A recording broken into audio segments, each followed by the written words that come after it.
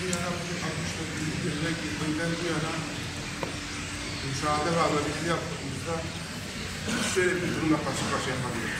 En son model silahlarla donanan ordularıyla birlikte bombaladığı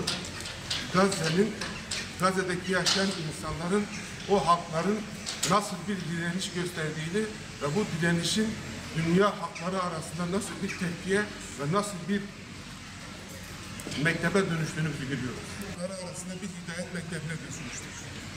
Ve bu dönüşüm bütün emperyalist ülkeleri çok ciddi bir şekilde görüyoruz.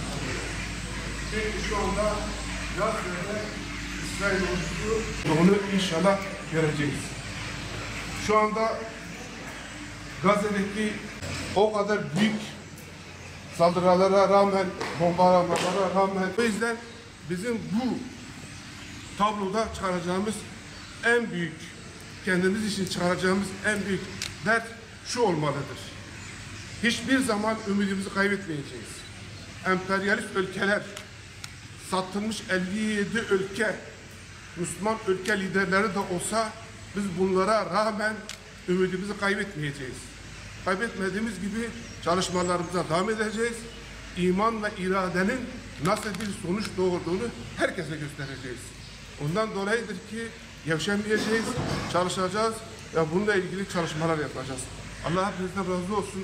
Günün bu saatini tutmak istemiyoruz. Hava da soğuktur. Allah Rabbim hayrınızı kabul etsin.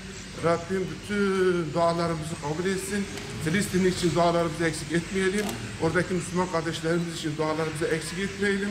Hem onlarla dua hem de fiili hem de kavli olarak destek verelim. Allah hepinizden razı olsun. Kanınıza helal edin.